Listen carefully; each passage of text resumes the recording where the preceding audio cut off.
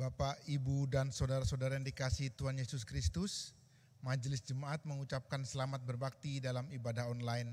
Tuhan memberkati kita. Sebelum kebaktian pada hari ini, kita mulai. Kami mohon perhatian saudara-saudara untuk beberapa warta sebagai berikut. Kebaktian pada hari ini dilayani oleh Pendeta Nugraheni Iswara Adi. Kiranya pelayanannya menjadi berkat bagi kita semua. Kami mengundang seluruh anggota jemaat dan simpatisan GKI Buaran mengambil bagian dalam kegiatan-kegiatan dalam bulan keluarga yang diselenggarakan secara online. Untuk informasi kegiatan-kegiatan bulan keluarga akan dibagikan melalui WA Group wilayah masing-masing. Kiranya segala keterbatasan ini saat ini tidak mengurangi makna dan sukacita kita untuk menghayati bulan keluarga tahun ini. Demikian warta lisan yang dapat kami sampaikan. Warta selengkapnya dapat dibaca di warta jemaat yang sudah dibagikan melalui koordinator wilayah masing-masing. Atas perhatiannya kami ucapkan terima kasih. Tuhan Yesus memberkati.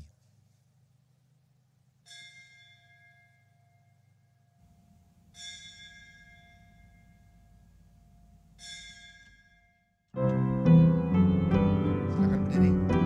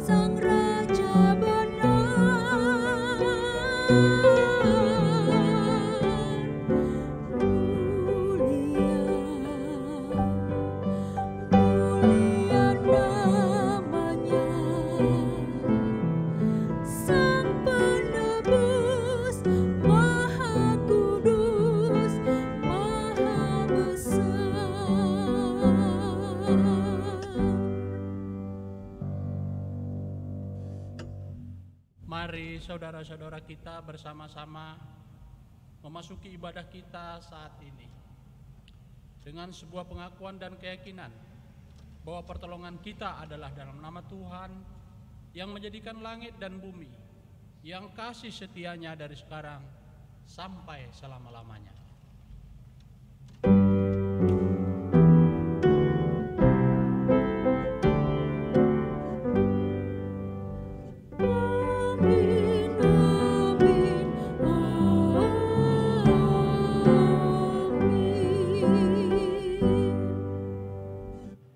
kasih karunia dan damai sejahtera dari Allah Bapa kita dan dari Tuhan Yesus Kristus menyertai saudara sekalian. Silakan duduk.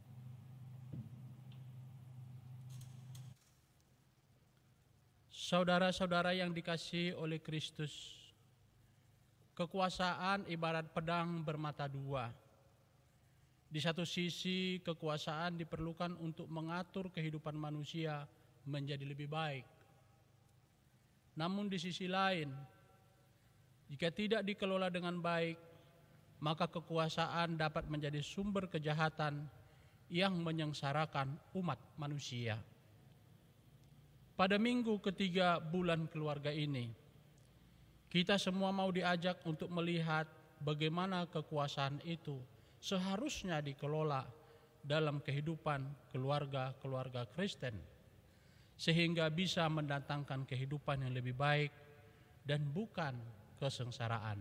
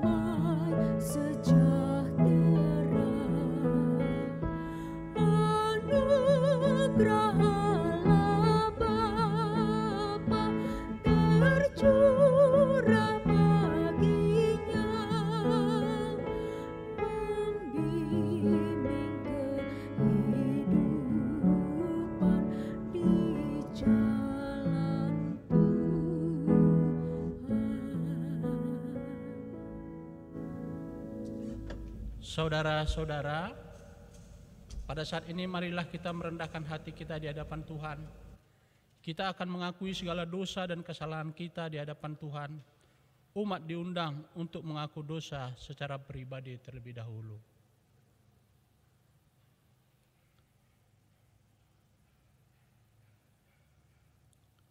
Ya Tuhan, Allah Bapa kami, inilah kami anak-anak-Mu yang menundukkan kepala di hadapan-Mu, mengakui segala salah dan dosa kami.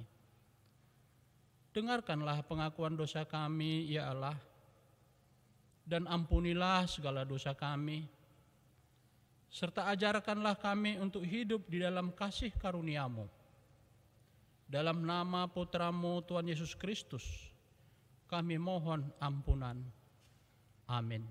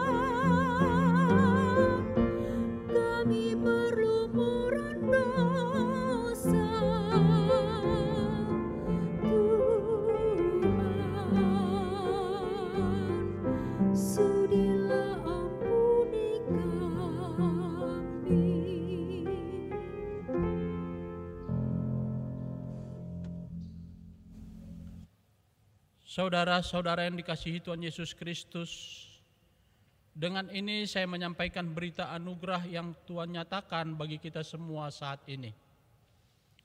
Firman Tuhan dalam 1 Petrus 2 ayat 9 dan 10 tertulis demikian.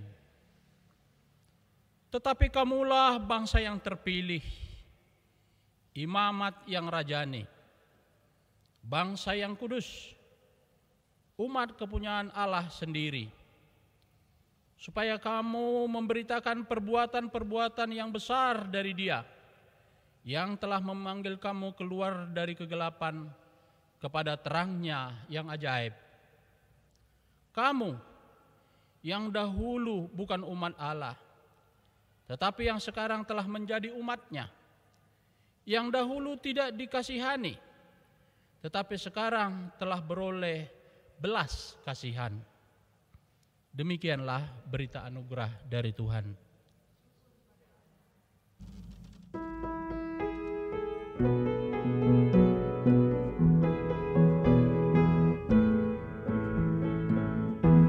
Sekalipun diriku dapat berkata-kata dengan semua bahasa,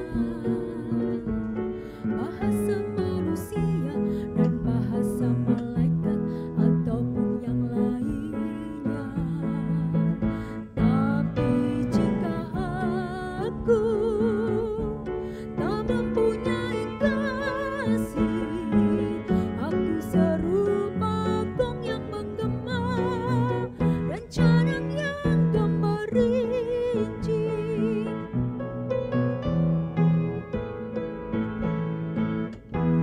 Sekalipun diriku memiliki karunia bernubuat, sekalipun diriku punya iman sempurna untuk pindahkan gunung,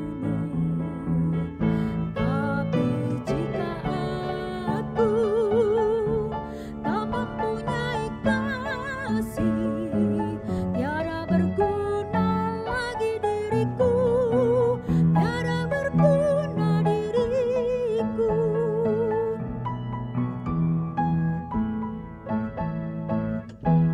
Sekalipun diriku membagikan semua harta yang kumiliki, bahkan aku serahkan tubuh jiwa ragaku dibakar pun kusudi, tapi jika aku tak mempunyai kasih, tiada berguna lagi diriku, tiada berguna diriku.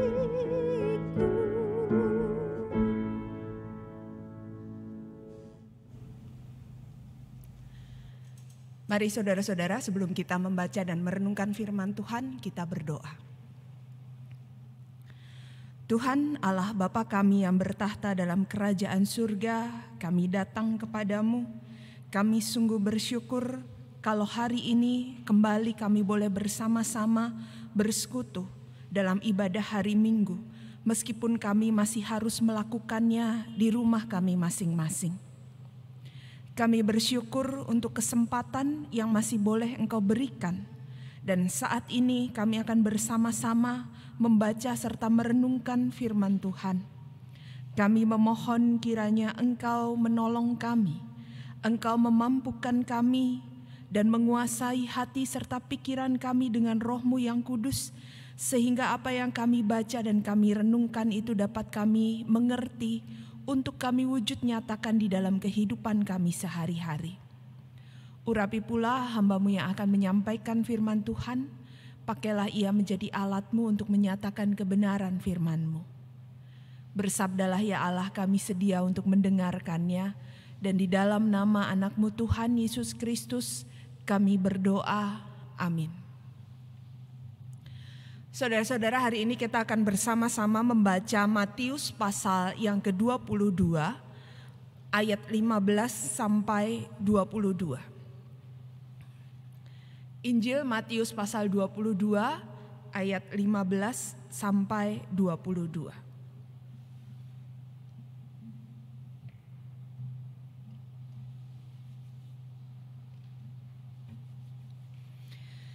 Kemudian pergilah orang-orang Farisi. Mereka berunding bagaimana mereka dapat menjerat Yesus dengan suatu pertanyaan. Mereka menyuruh murid-murid mereka bersama-sama dengan orang-orang Herodian bertanya kepadanya, "Guru, kami tahu engkau adalah seorang yang jujur dan dengan jujur mengajar jalan Allah, dan engkau tidak takut kepada siapapun juga sebab engkau tidak mencari muka. Katakanlah kepada kami pendapatmu, apakah diperbolehkan membayar pajak kepada kaisar atau tidak?" Tetapi Yesus mengetahui kejahatan hati mereka, lalu berkata, "Mengapa kamu mencobai aku? Tunjukkanlah kepadaku mata uang untuk pajak itu." Mereka membawa 1 dinar kepadanya. Maka ia bertanya kepada mereka, "Gambar dan tulisan siapakah ini?" Jawab mereka, "Gambar dan tulisan kaisar." Lalu kata Yesus kepada mereka, "Berikanlah kepada kaisar apa yang wajib kamu berikan kepada kaisar, dan kepada Allah apa yang wajib kamu berikan kepada Allah." Mendengar itu heranlah mereka dan meninggalkan Yesus lalu pergi. Demikianlah pembacaan firman Tuhan. Berbahagialah mereka yang mendengarkan firman Tuhan dan memeliharanya. Haleluya.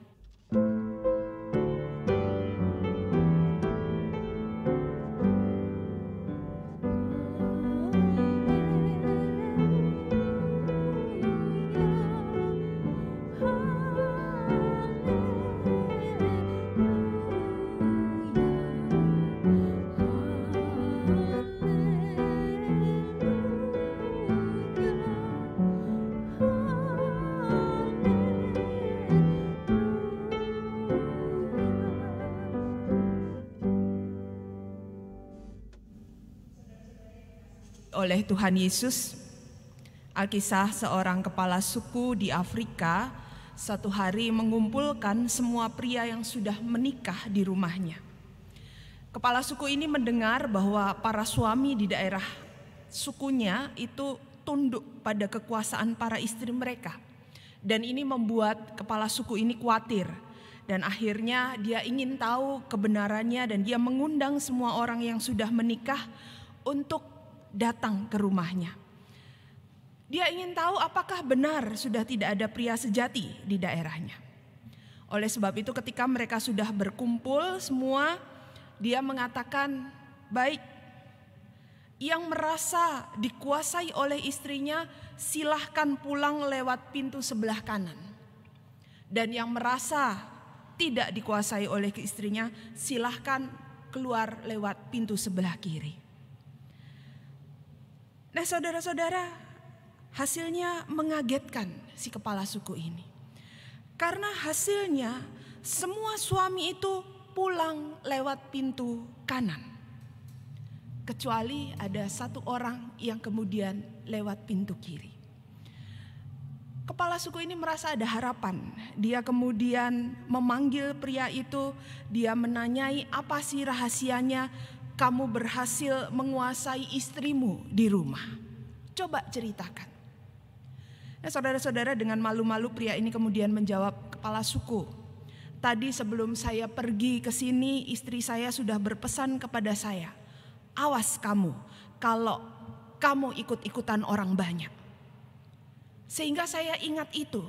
Tadi ketika saya melihat semua orang keluar dari pintu kanan, saya mengingat apa yang dikatakan istri saya sehingga saya keluar dari sebelah kiri." Saudara-saudara, kepala suku itu lemas mendengar jawaban pria itu.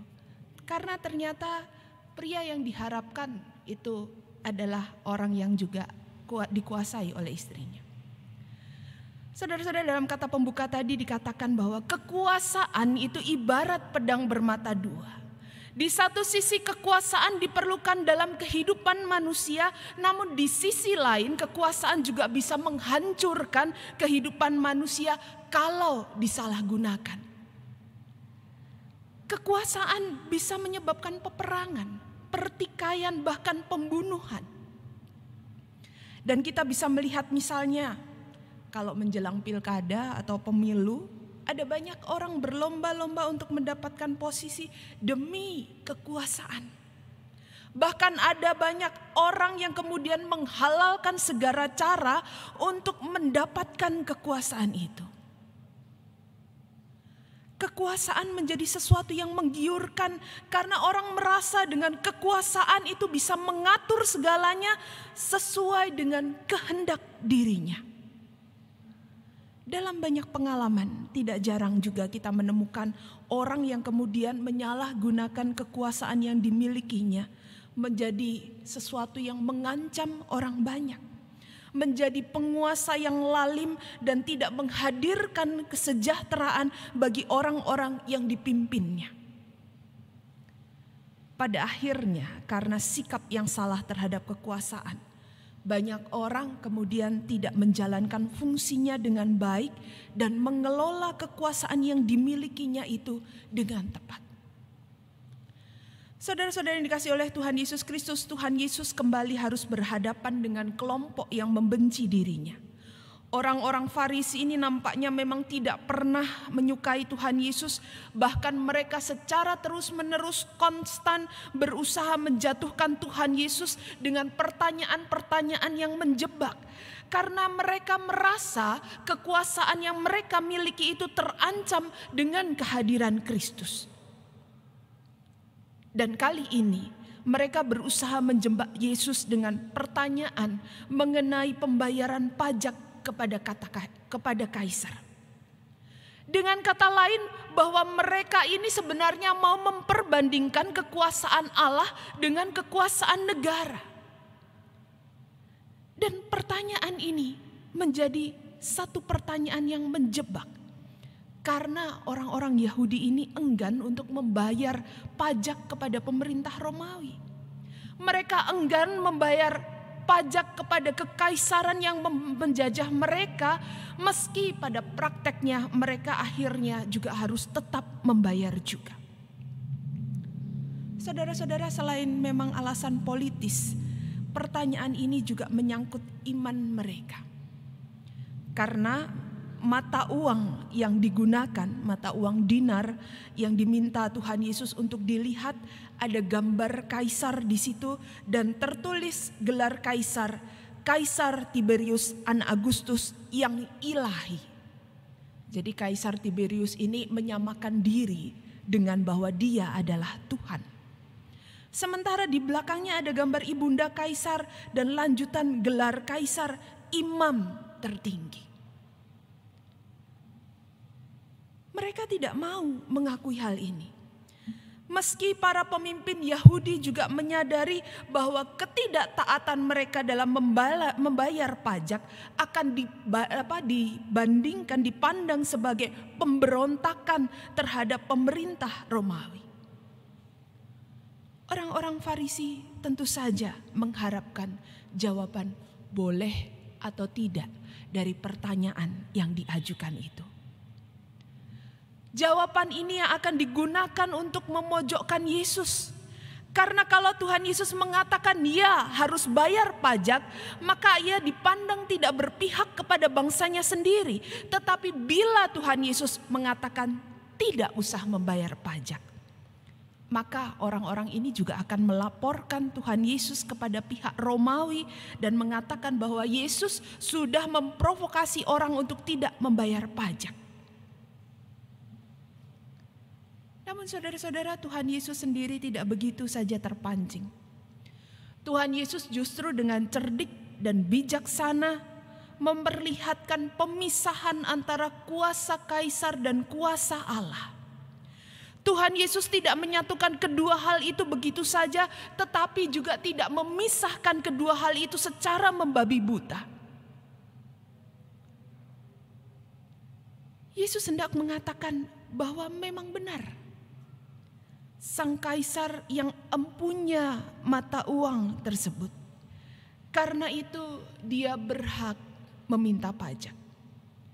Tetapi di sisi lain Yesus juga mau mengatakan bahwa ada hal yang wajib dan harus diberikan kepada Allah. hal-hal yang menjadi bagian Allah, yaitu soal ketaatan, soal kesetiaan kepada Allah. Tuhan Yesus ingin menekankan bahwa ada dua peranan yang harus dijalankan umat Allah. Di satu sisi perannya sebagai warga negara, tetapi di satu sisi mereka juga adalah umat Allah. Dan kedua peran itu harus dijalankan dengan baik. Kekuasaan yang dimiliki pemerintah harus dipandang bahwa itu juga kekuasaan dari Allah yang hadir, yang mau mengayomi umat manusia. Dan tentu saja ini berbeda dengan cara pandang orang-orang Farisi. Kedengkian orang Farisi terhadap Yesus muncul karena mereka merasa kekuasaan yang mereka miliki terancam karena ketenaran Tuhan Yesus pada waktu itu. Namun saudara-saudara, mereka justru menyalahgunakan kekuasaan yang mereka miliki untuk mengancam. Kekuasaan yang seharusnya bisa melayani, bisa mengayomi umat Tuhan, malah justru disalahgunakan oleh orang Farisi dengan membabi buta. Pada diri mereka ini mungkin tepat ungkapan seorang bangsawan Inggris, Lord Dalberg Acton, yang mengatakan, "Power tends to corrupt and absolute power corrupts absolutely." Kekuasaan itu cenderung korup. Dan kekuasaan yang mutlak, yang absolut, itu juga korup yang sepenuhnya. Dan yang menarik saudara-saudara, kalimat ini konon juga disampaikan dalam suratnya. Jadi bagian suratnya yang dikirim kepada bishop gereja Anglikan. Saudara-saudara, orang Farisi merasa mereka memiliki kekuasaan yang absolut karena mereka yakin bahwa itu dari Tuhan sendiri. Mereka kemudian justru tidak bisa menjalankan fungsi dan peranan mereka sebagai pemuka agama yang seharusnya sekali lagi memfasilitasi perjumpaan umat dengan kuasa Tuhan. Mereka malah sibuk dengan bagaimana mempertahankan kekuasaan yang mereka miliki dengan cara-cara yang kotor. Saudara-saudara yang dikasihi oleh Tuhan Yesus Kristus, kekuasaan pada dasarnya adalah sesuatu yang netral. Karena memang kekuasaan sekali lagi dibutuhkan untuk mengatur kehidupan bersama manusia menjadi lebih baik dan lebih sejahtera. Cara pandang orang Farisi terhadap kekuasaan membuat mereka gagal mengelolanya. Dan akhirnya malah membuat mereka tidak menjalankan peranan mereka sebagai para pemuka agama Yahudi dengan baik. Dan berbeda dengan Tuhan Yesus yang melihat kekuasaan yang dimilikinya itu bukan sekedar untuk menguasai manusia dan kehidupan manusia, tapi Tuhan Yesus memandang bahwa kekuasaan yang dimilikinya itu harus dipergunakan untuk mendatangkan kesejahteraan bagi umat manusia. Pemahaman yang benar tentang kekuasaan yang seharusnya mendatangkan sejahtera bagi manusia itu dihayati benar-benar oleh Tuhan Yesus. Pun dalam kehidupan keluarga kita, keluarga adalah komunitas yang paling kecil di tengah masyarakat. Meskipun paling kecil, di sana juga ada yang namanya kekuasaan. Kekuasaan yang perlu dikelola dengan baik dan benar supaya kehidupan keluarga ini menjadi sejahtera. Misalnya saya mau mengutip Efesus 5 ayat 22 hingga 23. Di sana diingatkan supaya para suami misalnya tidak boleh memanipulasi.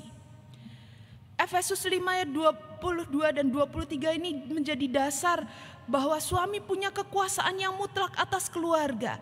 Tetapi ayat ini juga berisi soal tanggung jawab. Bagaimana mereka harus mengasihi, menyerahkan diri, menguduskan. Jadi bukan hanya ngomong soal wewenang dari kekuasaan, tetapi ditekankan apa yang baik dan benar yang harus dilakukan ketika menerima kekuasaan itu. Dan itu juga berlaku bagi seluruh anggota keluarga yang lain. Saudara-saudara, kisah ada sepasang suami istri yang memiliki 3 orang anak. Mereka sejak awal sudah menentukan kelak jika dewasa anak-anak ini harus sekolah apa saja. Mereka punya rencana anak pertama itu harus masuk kedokteran, anak kedua di bidang ekonomi keuangan supaya bisa menjadi seorang akuntan, dan anak ketiga haruslah sekolah di bidang hukum. Saudara-saudara, dalam proses pertumbuhan anak-anak itu ternyata tidaklah mudah. Meskipun sudah diarahkan sejak kecil, anak yang ketiga ini menjadi anak yang memberontak dan dia menolak untuk sekolah di bidang hukum. Karena memang dia lebih menyukai bidang seni. Hingga akhirnya saudara-saudara, orang tuanya mengancam dia. Mereka memakai segala daya upaya untuk memaksa anak ketiga ini untuk tetap masuk kuliah di bidang hukum. Dengan berbagai macam ancaman. Dan akhirnya saudara-saudara, dengan berat hati anak ketiga ini melakukan apa yang diinginkan orang tuanya. Masa-masa kuliah dilalui dengan baik dan dengan prestasi yang cemerlang. Harapan orang tua ini begitu melayang tinggi melihat prestasi anak ketiga mereka. Sampai hari wisuda tiba dan anak ketiga ini lulus dengan predikat cum laude. Setelah acara wisuda selesai, mereka kembali ke rumah dan anak ketiga ini menemui kedua orang tuanya yang saat itu sedang sangat bahagia. Dan dia kemudian menyerahkan ijazah sarjana hukum itu kepada orang tuanya. Dia mengatakan, saya sudah memenuhi harapan bapak dan ibu untuk menjadi seorang sarjana hukum. Ini ijazah saya serahkan kepada bapak ibu dan sekarang saya mau mengejar cita-cita saya untuk menjadi seorang seniman. Saudara-saudara, kalau Bapak Ibu, saudara-saudara sekalian ada dalam posisi orang tua si anak ini, bagaimana perasaan saudara-saudara? Tanpa disadari sebagai orang tua, kita mungkin juga seringkali memakai otoritas kita supaya anak-anak melakukan apa yang kita inginkan.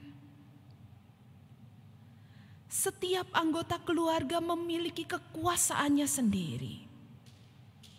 Namun pertama kita diingatkan bahwa kekuasaan yang mutlak hanya ada pada Tuhan. Kita semua berada di bawah dan mesti tunduk kepada kekuasaannya. Dan yang kedua, kita semua bersama-sama mau diingatkan supaya kekuasaan yang dimiliki itu tidak digunakan untuk memaksakan kehendak pribadi kita kepada anggota keluarga yang lain yang akan berdampak pada kehidupan yang tidak sejahtera di tengah keluarga kita. Mengelola kekuasaan untuk kesejahteraan bersama. Orang tua tidak menggunakan otoritas kuasanya untuk memaksa anak-anaknya. Anak yang lebih tua juga tidak memaksakan kehendaknya pada anggota keluarga yang lebih muda dan sebaliknya.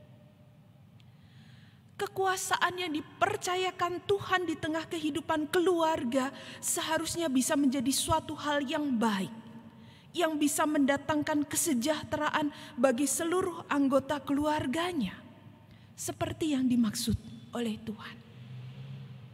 Dan mari saudara-saudara, kita berusaha untuk mengelola kekuasaan yang sudah Tuhan percayakan itu di tengah kehidupan keluarga kita. Dengan demikian kita bisa menjalankan fungsi dan peranan kita dalam kehidupan keluarga kita dengan baik dan mendatangkan kesejahteraan bagi keluarga kita. Amin.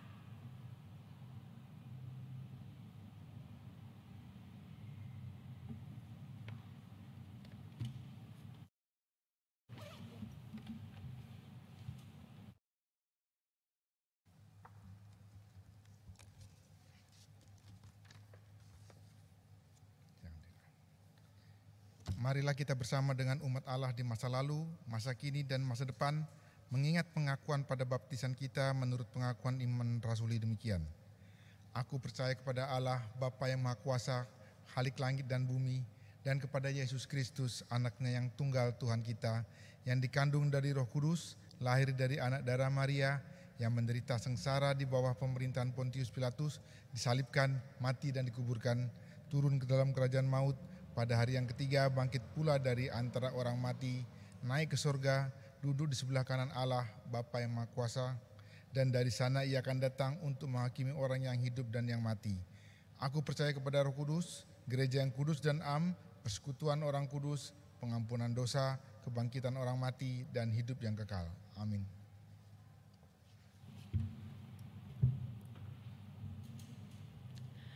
Mari saudara-saudara kita menaikkan doa-doa syafaat kita. Ya Tuhan Allah Bapa kami yang bertahta dalam kerajaan surga, saat ini kami datang kepadamu. Kami bersama-sama bersyukur kalau hari ini kami boleh membaca serta merenungkan firman Tuhan. Kami memohon kiranya Engkau senantiasa menolong kami di dalam kehidupan keluarga kami. Berilah kami hikmat kebijaksanaan-Mu sehingga kami dapat mengelola kekuasaan yang Engkau berikan, Engkau percayakan kepada kami di tengah kehidupan keluarga kami, dan kami dapat menjalankan tugas, peranan, tanggung jawab kami sebagai anggota keluarga dengan baik untuk mendatangkan kesejahteraan dalam kehidupan keluarga kami masing-masing. Tolonglah kami supaya kami dapat benar-benar berusaha untuk mewujudkannya sebagai bentuk kasih kami kepadamu. Saat ini kami bersama-sama juga terus berdoa bagi kondisi bangsa dan negara kami, bagi upaya-upaya yang dilakukan untuk menangani pandemi COVID-19 yang tidak kunjung usai ini. Ya Bapa, kami mengharapkan pertolongan dan uluran tangan kasih-Mu bagi kami, bagi bangsa ini. Kami memohon kiranya Engkau berkenan melepaskan kami dari kondisi yang menyesakkan ini dan memulihkan kehidupan kami. Kami memohon hikmat kebijaksanaan-Mu bagi pemerintah kami di dalam memutuskan segala sesuatu berkaitan dengan kondisi saat ini. Biarlah pemerintah kami, para pemimpin bangsa ini dapat memutuskan hal yang terbaik demi keselamatan dan kesejahteraan masyarakat Indonesia. Kami juga memohon hikmat kebijaksanaan-Mu bagi seluruh warga negara Indonesia, anggota masyarakat, untuk boleh tetap menjaga diri mereka, meningkatkan kewaspadaan mereka dan mematuhi semua protokol kesehatan yang ada. Kami memohon Engkau memberikan kami semua kesadaran juga kesabaran dalam menghadapi situasi ini.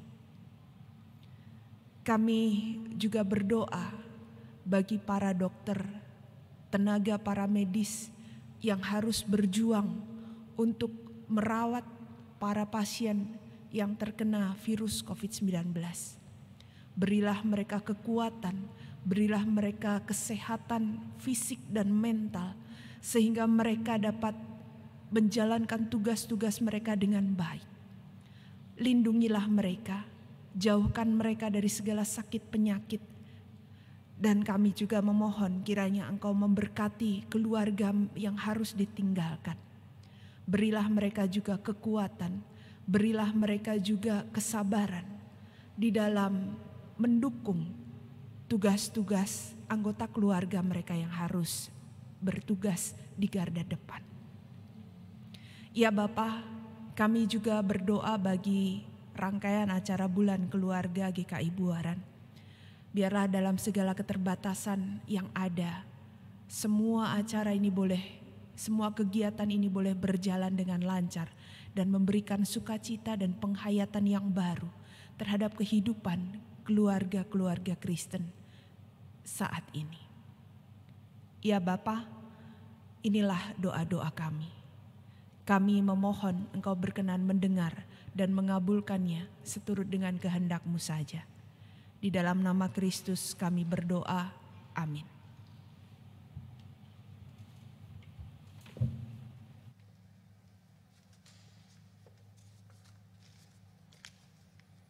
Umat yang dikasihi Tuhan Yesus Kristus, kepada kita diberikan kesempatan untuk mengucapkan syukur kepada Tuhan melalui persembahan syukur. Marilah kita memberikan yang terbaik bagi Tuhan dengan beralaskan pada firman Tuhan dalam Ratapan 3 ayat 22 sampai 23 berbunyi demikian.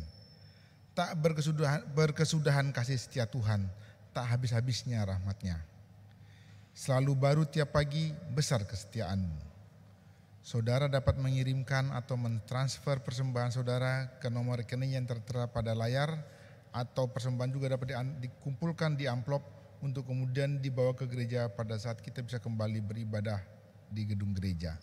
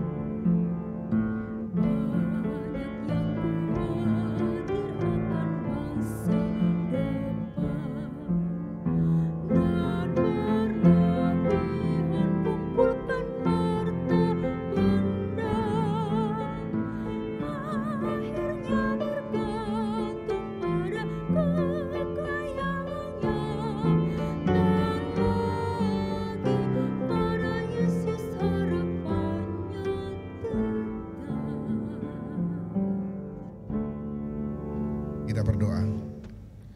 Bapa kami yang di surga, terima kasih Engkau telah memberikan pada kami sebagian daripada berkat-Mu dan memberikan kami kesempatan untuk memberikan kembali kepadamu berkat yang telah Kau berikan pada kami.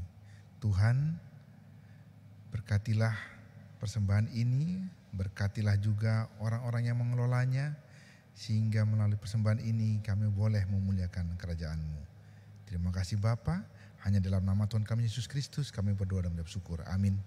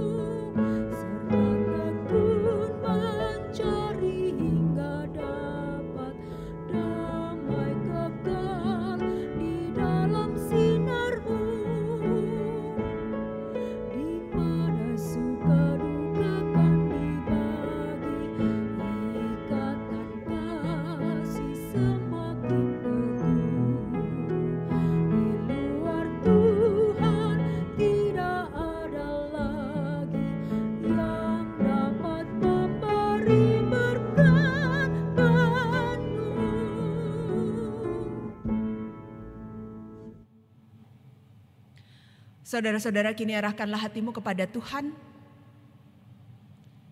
Jadilah saksi Kristus. Terpujilah Tuhan. Dan kini terimalah berkat dari Tuhan. Tuhan memberkati engkau dan melindungi engkau. Tuhan menyinari engkau dengan wajah-Nya dan memberi engkau kasih karunia. Tuhan menghadapkan wajah-Nya kepadamu dan memberi engkau damai sejahtera.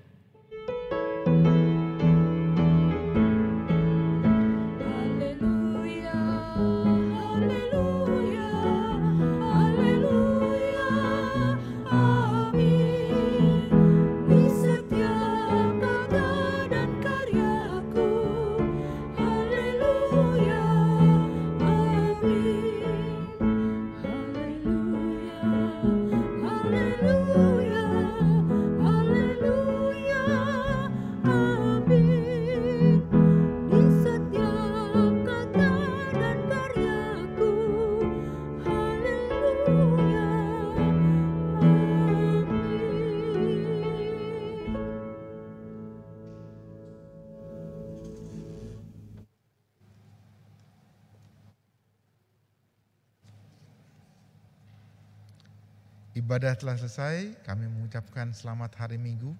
Tuhan memberkati.